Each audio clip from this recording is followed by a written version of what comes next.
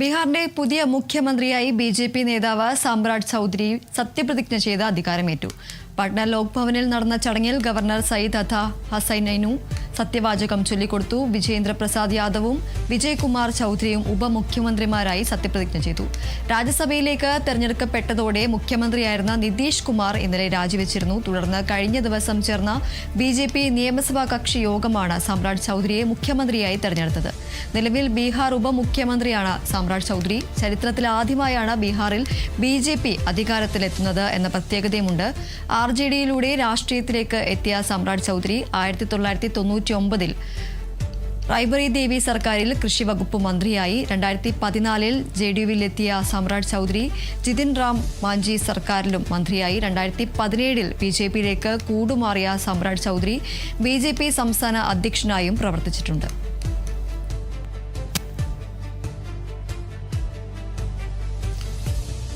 ബീഹാറിന്റെ പുതിയ മുഖ്യമന്ത്രിയായി BJP നേതാവായ സാമ്രാട്ട് ചൗധരി സത്യപ്രതിജ്ഞ ചെയ്ത് അധികാരമേറ്റു. ഉപമുഖ്യമന്ത്രിയായിരുന്നു അദ്ദേഹം. ഇപ്പോൾ അദ്ദേഹം മുഖ്യമന്ത്രിയായി സത്യപ്രതിജ്ഞ ചെയ്തിരിക്കുകയാണ്.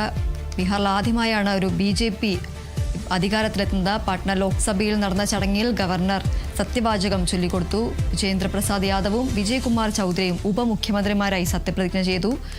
രാജ്യസഭയിലേക്ക് തെരഞ്ഞെടുക്കപ്പെട്ടതോടെ മുഖ്യമന്ത്രിയായിരുന്ന നിതീഷ് കുമാർ ഇന്നലെ രാജിവെച്ചിരുന്നു. തുടർന്ന് കഴിഞ്ഞ ദിവസം ചേർന്ന BJP നിയമസഭാ കക്ഷി യോഗമാണ് സാമ്രാട്ട് ചൗധരിയെ മുഖ്യമന്ത്രിയായി തെരഞ്ഞെടുത്തത്.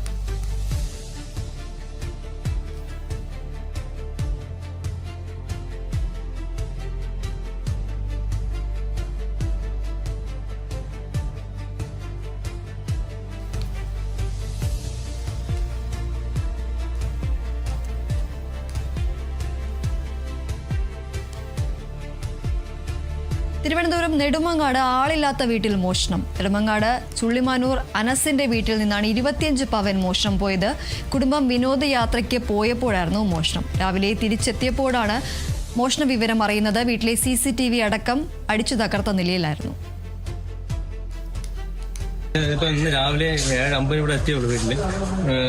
വണ്ടി അവിടെ നിന്ന് ചവിട്ടിയപ്പോൾ തന്നെ ഡോർ ഞാൻ ശ്രദ്ധയപ്പെടുത്തി തുറന്നിറങ്ങാണ്ട്, ചെറിയ ഡിസ്റ്റൻസിൽ തുറന്നിറങ്ങാണ്ട് ഗോൾഡ് പോയി. അതിന് ഫുൾ ഗോൾഡും പോയി. 25 പവൻ വരും. ക്യാഷ് ഒന്നും പോയില്ല. ക്യാഷ് ഉമ്മാരുടെ ക്യാഷും ഉണ്ടായിരുന്നു, എന്റെ ക്യാഷ് 20,000 ഉണ്ടായിരുന്നു. അതും അവിടെ തന്നെ.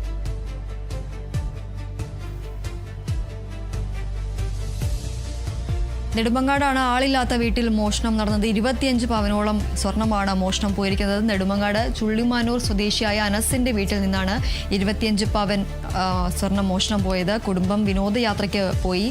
രാവിലെ തിരിച്ചെത്തിയപ്പോഴാണ് ഈ ഒരു മോഷണ വിവരം അറിയുന്നത്. വീട്ടിലെ CCTV അടക്കം അടിച്ചു തകർത്ത നിലയിലായിരുന്നു.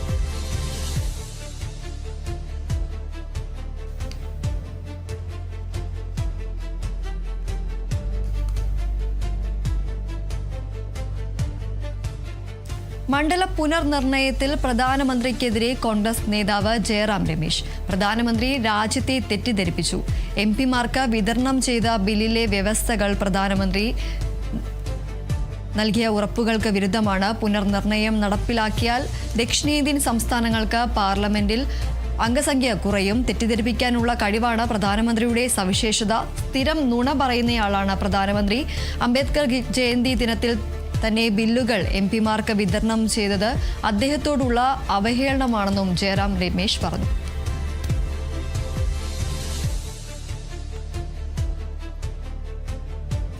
മണ്ഡല നിർണയത്തിൽ പ്രധാനമന്ത്രിക്കെതിരെയാണ് ഇപ്പോൾ ജയറാം രമേശിന്റെ പരാമർശം വന്നിരിക്കുന്നത്. പ്രധാനമന്ത്രി രാജ്യത്തെ തെറ്റിദ്ധരിപ്പിച്ചു എന്നും MP-മാർക്ക് വിതരണം ചെയ്ത ബില്ലിലെ വ്യവസ്ഥകൾ പ്രധാനമന്ത്രി നൽകിയ ഉറപ്പുകൾക്ക് വിരുദ്ധമാണ് എന്നും പുനർനിർണയം നടപ്പിലാക്കിയാൽ ദക്ഷിണേന്ത്യൻ സംസ്ഥാനങ്ങൾക്ക് പാർലമെന്റിൽ അംഗസംഖ്യ കുറയും. തെറ്റിദ്ധരിപ്പിക്കാനുള്ള കഴിവാണ് പ്രധാനമന്ത്രിയുടെ സവിശേഷത എന്നും സ്ഥിരം നുണ പറയുന്നയാളാണ് പ്രധാനമന്ത്രി എന്നും ജയറാം രമേശ് പറഞ്ഞു.